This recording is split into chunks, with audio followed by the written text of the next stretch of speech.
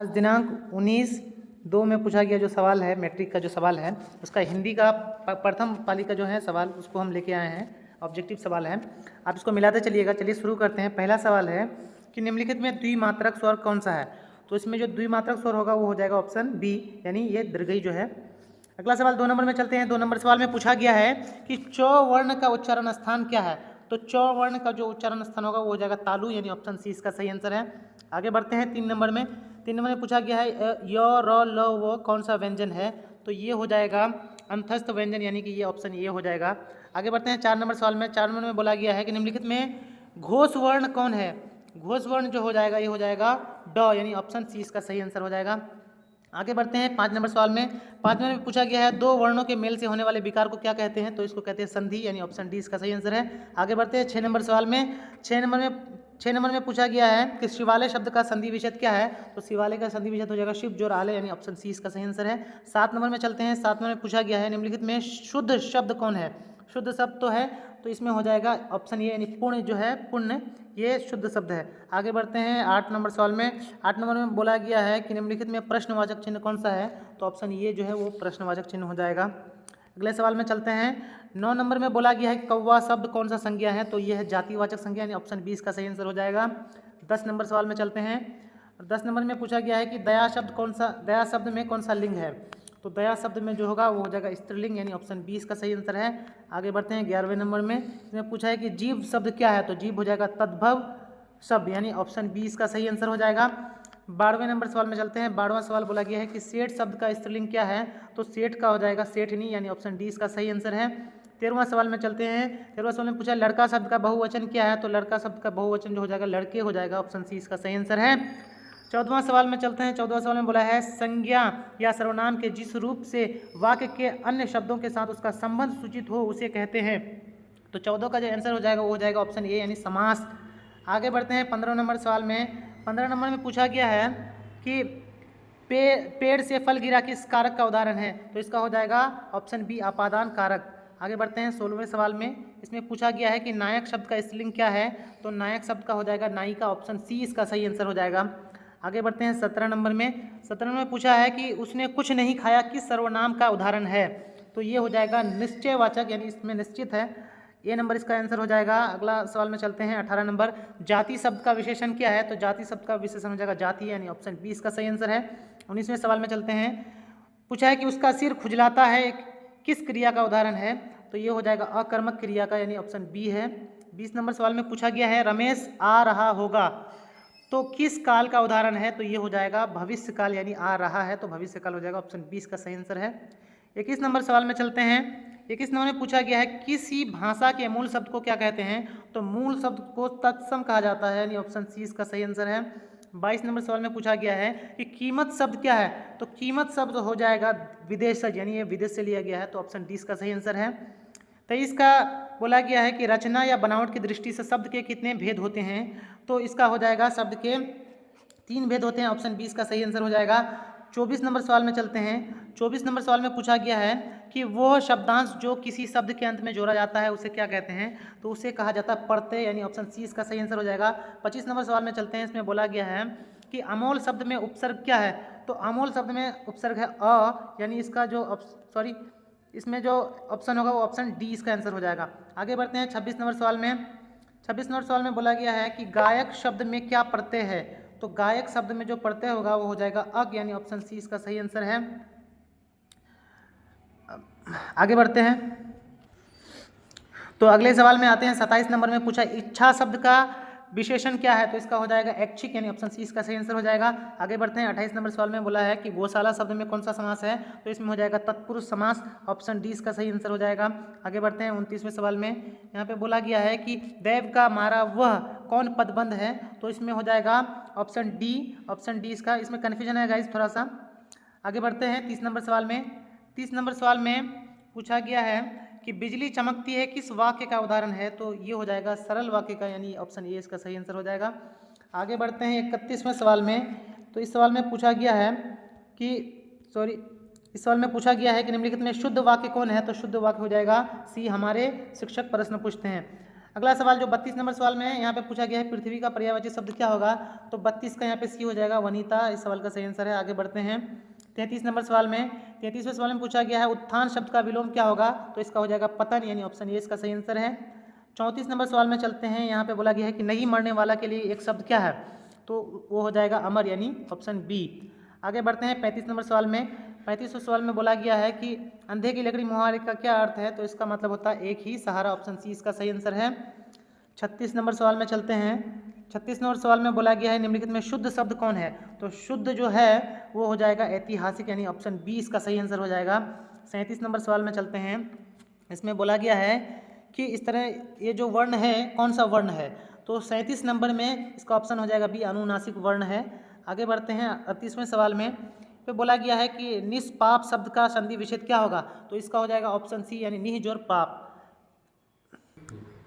39वें सवाल में चलते हैं। तो 39वें सवाल में पूछा गया है कि दो वर्ण का उच्चारण स्थान क्या है?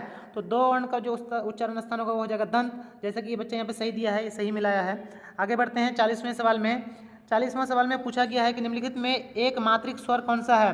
तो इसमें हो जाएगा अ, यानी ऑप्शन सी इसका सही आंसर हो जाएगा। 41वां सवाल में चलते हैं। यहाँ पे पूछा गया निम्नलिखित में अल्प प्राण व्यंजन कौन है? अल्प प्राण, तो अल्प प्राण हो जाएगा क, यानी ऑप्शन ए इसका सही आंसर है। 42 नंबर सवाल में पूछा है कि हिंदी में कितने वर्ण हैं? तो हिंदी में हो जाएगा 52 वर्ण, जैसा कि आप सबको पता होगा 52 वर्ण है। आगे बढ़ते हैं 43 नंबर सवाल में। इसमें यहाँ पे पूछा गया है कि शौकीन शब्द में प्रत्यय क्या है? तो इसमें हो जाएगा इन, यानी ऑप्शन बी इसका सही आंसर है। आगे बढ़ते हैं 44 नंबर में। यहाँ पे पूछा है पहाड़ शब्द का विशेषण क्या है? तो इसका हो जाएगा पहाड़ी, यानी ऑप्शन सी इसका सही आंसर हो जाएगा। 45 नंबर सवाल में चलते हैं। बोला है कि बिना पानी शब्द में कौन सा समास है? तो बिना पानी शब्द में हो जाएगा बहुव्रीहि समास, यानी ऑप्शन ए इसका सही आंसर है। आगे बढ़ते हैं 46 नंबर में। यहाँ पे पूछा गया है कि चमन शब्द का अर्थ क्या होगा? तो चमन शब्द का अर्थ होगा बाग, यानी ऑप्शन बी सही है। आगे बढ़ते हैं 47 नंबर में। यहाँ पे पूछा गया है बुरी है आग पेट की, बुरे हैं दिल के दाग, ये पंक्ति किस शीर्षक कविता का है? तो 47 नंबर का जो आंसर होगा वो हो जाएगा ऑप्शन सी, तू जिंदा है तो। आगे बढ़ते हैं 48 नंबर सवाल में पूछा गया है कि ईदगाह शीर्षक कहानी में नमाज खत्म होने के बाद लोग क्या करते हैं? तो आप लोग को भी पता होगा कि नमाज खत्म होने के बाद लोग आपस में गले मिलते हैं, ऑप्शन बी इसका सही आंसर है। 49वां सवाल में पूछा गया है अयोध्या सिंह उपाध्याय हरिवोत रचित कविता में निम्नलिखित में कौन है? तो इसका हो जाएगा ऑप्शन सी, यानी कर्मवीर। आगे बढ़ते हैं 50 नंबर सवाल में पूछा है विभव शब्द का अर्थ क्या होगा? तो इसका हो जाएगा ऑप्शन डी, ऐश्वर्य हो जाएगा। अगले सवाल में चलते हैं। पूछा गया है कि बाल गोविंद भगत की प्रभातियाँ कब शुरू होती हैं? तो ये हो जाता है कार्तिक महीने में शुरू हो जाती है, ऑप्शन ए इसका सही आंसर है। आगे बढ़ते हैं 52 नंबर सवाल में। पूछा गया है कि बाल गोविंद भगत सिर में क्या पहनते थे? तो ये पहनते थे कनफटी टोपी, ऑप्शन बी इसका सही आंसर है। आगे बढ़ते हैं। पूछा गया है कि रांची से हुंड्रू कितना मील दूर है? तो ये हो जाएगा 27 मील दूर है, यानी ऑप्शन सी इसका सही आंसर है। 54वें सवाल में बोला गया है कि लेखक कामता प्रसाद सिंह काम के अनुसार किस स्थान के निवासी सादगी के अवतार और गरीबी की मूर्ति थे? तो ये ऑप्शन हो जाएगा 54 का डी, यानी छोटा नागपुर के। आगे बढ़ते हैं 55 नंबर में पूछा गया है कि हुंड्रू के झरने की ऊंचाई कितनी है? तो ये 243 है, जो कि ये बच्चा सही मारा है, बिल्कुल 243 फुट है। आगे बढ़ते हैं 56 नंबर सवाल में। यहाँ पे पूछा गया है कि मेरी भव बाधा हरो राधा नगरी सोए, इस तरह से यहाँ पे कुछ शीर्षक जो है इसका शीर्षक मांगा कि ये कहाँ से लिया गया है? तो 56 का आंसर हो जाएगा बिहारी के दोहे, यानी ऑप्शन बी इसका सही आंसर है। 57 में पूछा गया है कि रांचे शब्द का अर्थ क्या होगा? तो इसका हो जाएगा ऑप्शन सी, प्रसन्न हो जाएगा।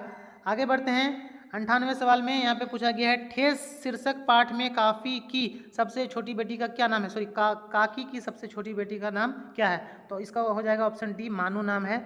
आगे बढ़ते हैं 59वें सवाल में। यहाँ पे पूछा है ठेस शीर्षक कहानी में भज्जू महाजन किस टोले के हैं? तो भज्जू महाजन जो है वो ब्राह्मण टोले के, ऑप्शन ये इसका सही आंसर हो जाएगा। आगे बढ़ते हैं 60 नंबर सवाल में पूछा है कि मोहम्मद इकबाल रचित पठित कविता में गरीबों की भलाई करने की प्रार्थना कौन करता है? तो ये बच्चे करते हैं, यानी ऑप्शन ए इसका सही आंसर हो जाएगा। आगे बढ़ते हैं 61वें सवाल में। 61वें सवाल में पूछा है कि किस शीर्षक कविता में संसार को बेहतरीन बनाने की कामना मुखर हुई है? तो ये हो जाएगा बच्चों की दुआ, यानी ऑप्शन डी इसका सही आंसर हो जाएगा। आगे बढ़ते हैं 65 नंबर सवाल में पूछा है वंशीधर श्रीवास्तव रचित पठित एकांकी में शस्त्र सज्जित सम्राट अशोक कहाँ बैठे हैं? तो वो बैठे हैं घोड़े पर, यानी ऑप्शन ए इसका सही आंसर हो जाएगा। आगे बढ़ते हैं 63वें सवाल में। पूछा है लेखक रामधारी सिंह दिनकर के अनुसार कौन सबसे पहले उसी को जलाती है जिसके हृदय में उसका जन्म होता है? तो आप सबको पता होगा ईर्ष्या है वो चीज़, यानी ऑप्शन ए इसका सही आंसर हो जाएगा। 64 नंबर सवाल में देखते हैं कि ऋषिया तू ना गई मेरे मन से शीर्षक पाठ में सीजर किससे स्पर्धा करता है? तो ये इसका आंसर हो जाएगा ऑप्शन सी, नेपोलियन से। तो गाइज आप भी मिलाते चलिए, आपका कितना सही होता है आप कमेंट करते चलिए। आगे बढ़ते हैं 65 नंबर सवाल में। यहाँ पे पूछा गया है कि ध्येय शब्द का क्या अर्थ है? तो ध्येय शब्द का अर्थ हो जाएगा लक्ष्य, यानी ऑप्शन सी इसका सही आंसर हो जाएगा। 66 नंबर में पूछा गया है कि जिस भक्ति धारा में ईश्वर के निराकार स्वरूप की अवधारणा की जाती है उसे क्या कहते हैं? तो उसे कहते हैं निर्गुण भक्ति धारा, यानी ऑप्शन डी इसका सही आंसर है। आगे बढ़ते हैं 67वें सवाल में पूछा गया है विक्रमशिला शीर्षक पाठ के अनुसार तिब्बत में बौद्ध धर्म का प्रचार किसने किया था? तो इसका हो जाएगा ऑप्शन ए, रत्न संभव ने किया था। आगे बढ़ते हैं 68वें सवाल में पूछा गया है कि विक्रमशिला शीर्षक पाठ के अनुसार 4.5 फीट की भूमि स्पर्श मुद्रा में किसकी प्रतिमा प्राप्त हुई है? तो ये हुई है भगवान बुद्ध की, यानी ऑप्शन ए इसका सही आंसर हो जाएगा। आगे बढ़ते हैं 69वें सवाल में विक्रमशिला विश्वविद्यालय में कितने छात्र रहते थे? तो ये आपको भी पता होगा कि वहाँ पे 10,000 छात्र पढ़ते थे, यानी कि ऑप्शन बी इसका सही आंसर है। आगे चलते हैं 70वें सवाल में। 70वां सवाल में पूछा गया है कि शील शब्द का अर्थ क्या होता है? तो शील शब्द का जो अर्थ हो जाएगा वो हो जाएगा चरित्र, यानी ऑप्शन सी इसका सही आंसर है। आगे बढ़ते हैं 71 नंबर सवाल में पूछा गया है दीदी की डायरी शीर्षक पाठ में माँ को कल रात से क्या हुआ था? तो माँ को हो गया था मलेरिया, यानी ऑप्शन डी इसका सही आंसर हो जाएगा। 72 सवाल में पूछा गया है कि दीदी की डायरी शीर्षक पाठ के अनुसार 3 जनवरी 1997 को कैसा दिन था? तो ये दिन था पिकनिक का, यानी ऑप्शन बी इसका सही आंसर है। आगे बढ़ते हैं 73वें सवाल में पूछा गया है जब जब आती पंछी तरु पर जब जब आती पंछी उड़कर जब जब खाता फल चुन चुनकर, ये पंक्ति किस शीर्षक कविता की है? तो ये हो जाएगा ऑप्शन डी, यानी कि पीपल की। आगे बढ़ते हैं 74वें सवाल में पूछा गया है कि लेखक शिवपूजन सहाय के अनुसार कामिनी कंचन का त्याग करके गृहस्थाश्रम में ही सन्यासी कौन बने रहे? तो ये हो जाएगा 74 का, ये सूर्यकांत त्रिपाठी निराला। आगे बढ़ते हैं 75 नंबर में पूछा गया है कि खेमा शीर्षक कहानी में क्यों खेमा तुझे तेरी सेठ जी कितने रुपए देते हैं, ये किसने पूछा था? ये पूछा था लेखक ने, ऑप्शन 20 का सही आंसर हो जाएगा। 76 नंबर में चलते हैं। यहाँ पे पूछा गया है कि दीनबंधु निराला शीर्षक पाठ में लेखक का क्या नाम है? तो इसका हो जाएगा आचार्य शिवपूजन सहाय, यानी ऑप्शन 20 का सही आंसर हो जाएगा। 77 नंबर सवाल में पूछा गया है कि खेमा शीर्षक कहानी में सुबह की ग्राहकी की समय चाय कौन बनाता था? तो इस समय चाय बनाता था कसारा, यानी ऑप्शन सी इसका सही आंसर हो जाएगा। आगे बढ़ते हैं 78 नंबर सवाल में पूछा गया है कि उबड़ी नसों वाले हाथ घिसे नाखूनों वाले हाथ, यह पंक्ति किस शीर्षक कविता की है? तो ये हो जाएगा खुशबू रचते हाथ, यानी ये हाथ से मैच कर रहा है, तो सी नंबर ऑप्शन हो जाएगा। चलते हैं अगले सवाल में 79वां सवाल में पूछा गया है किस वर्ष के आम चुनाव में कर्पूरी ठाकुर सोशलिस्ट पार्टी के टिकट पर भारी बहुमत से विजय रहे थे? तो ये हो जाएगा ऑप्शन सी, यानी 1952। आगे बढ़ते हैं अगले सवाल में। अगला सवाल में पूछा गया है कि जननायक कर्पूरी ठाकुर शीर्षक पाठ के अनुसार दरभंगा जेल में कुव्यवस्था के खिलाफ किसने कैदियों को संगठित करना शुरू किया था? तो इसका ऑप्शन हो जाएगा ऑप्शन ए, कर्पूरी ठाकुर ने ही ऐसा किया था। आगे बढ़ते हैं 81 नंबर सवाल में पूछा गया मुमकिन शब्द का क्या अर्थ होगा? तो इसका अर्थ हो जाएगा, आप सबको भी पता है कि इसका अर्थ है संभव, ऑप्शन डी। आगे बढ़ते हैं 82 नंबर सवाल में पूछा गया है कि 1970 एवं 1977 में बिहार के मुख्यमंत्री कौन थे? तो ये हो जाएगा ऑप्शन सी, जननायक कर्पूरी ठाकुर। आगे बढ़ते हैं 83 नंबर सवाल में पूछा गया है कि कवियत्री सुभद्रा कुमारी चौहान के अनुसार वीर शिवाजी की गाथाएं किसको जुबानी याद थी? तो ये हो जाएगा ऑप्शन सी, यानी रानी लक्ष्मीबाई को।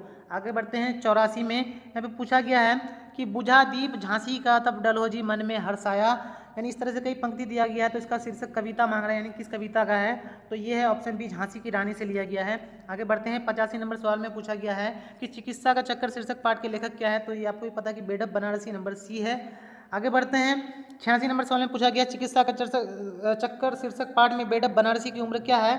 तो इसका जो उम्र है वो है 35 वर्ष, यानी ऑप्शन ए इसका सही आंसर हो जाएगा। 87 नंबर सवाल में पूछा गया है कि चिकित्सा का चक्कर शीर्षक पाठ में बाग बाजार का रसगुल्ला किसके यहाँ से आया था? तो ये हो जाएगा प्रसाद जी के यहाँ से आया था, ऑप्शन डी इसका सही आंसर है। आगे बढ़ते हैं 88 नंबर सवाल में बोला गया है कि कवि नरोत्तम दास के अनुसार सुदामा की दीन दशा देखकर कौन रोए? तो श्री कृष्ण रोए थे, यानी कि ऑप्शन सी इसका सही आंसर हो जाएगा। आगे बढ़ते हैं 89 नंबर में बोला गया है जोए शब्द का क्या अर्थ है? तो जोए शब्द का अर्थ हो जाएगा जो, यानी ऑप्शन डी इसका सही आंसर हो जाएगा। आगे बढ़ते हैं सुदामा और कृष्ण क्या थे? तो दोनों बाल सखा थे, यानी बाल मित्र थे, यानी ऑप्शन यहाँ पर डी हो जाएगा। आगे बढ़ते हैं 91 नंबर सवाल में पूछा गया है कि रा भट्ट के हिरण के बच्चे को शीर्षक कविता के अनुसार सुनहरी किरणें किसे छुएंगी? तो हिरण को छुएंगी, ऑप्शन बी इसका सही आंसर है। आगे बढ़ते हैं 92 नंबर सवाल में जो पूछा है पीपल शीर्षक कविता के अनुसार रात भर रो रो कर कौन भोर कर देता है? तो इसका आंसर हो जाएगा चकोर, यानी ऑप्शन सी इसका सही आंसर है। आगे बढ़ते हैं, यहाँ पे पूछा है 93 नंबर सवाल में कि ईदगाह शीर्षक कहानी में सभी खिलौने कितने पैसे के हैं? तो आपको भी पता है कि 2-2 पैसे के खिलौने हैं, यानी ऑप्शन सी इसका सही आंसर है। 94 नंबर सवाल में चलते हैं। 94 नंबर सवाल में पूछा गया है कि कवि हरिओद के अनुसार असंभव को भी संभव कौन कर दिखाता है? तो ये हो जाएगा कर्मवीर, यानी ऑप्शन डी इसका सही आंसर है।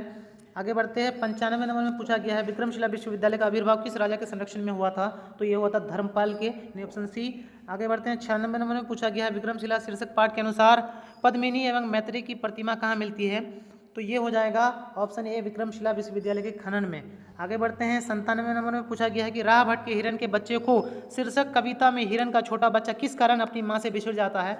तो ये खेल खेल में जो है बिछुड़ जाता है, ऑप्शन डी हो जाएगा इसका आंसर। आगे बढ़ते हैं। 98 नंबर में पूछा वसुधा शब्द का क्या अर्थ है? तो वसुधा शब्द का अर्थ हो जाएगा पृथ्वी, सी ऑप्शन। आगे बढ़ते हैं। 99 नंबर सवाल में खेमा शीर्षक पाठ में जलते पैरों पर पानी गिरने से किसको क्षणिक तसल्ली मिलती थी? तो आपको भी पता होगा कि खेमा जो लड़का रहता था उसी को ये तसल्ली मिलती थी, ऑप्शन 20 का सही आंसर हो जाएगा। और लास्ट सवाल जो आपको पूछा गया है जननायक कर्पूरी ठाकुर शीर्षक पाठ के अनुसार सचिवालय के लिफ्ट के ऊपर क्या लिखा था? तो आपको भी पता है कि ओनली फॉर ऑफिसर्स लिखा हुआ था। इस तरह से पूरे सवाल समाप्त हो जाते हैं गाइज।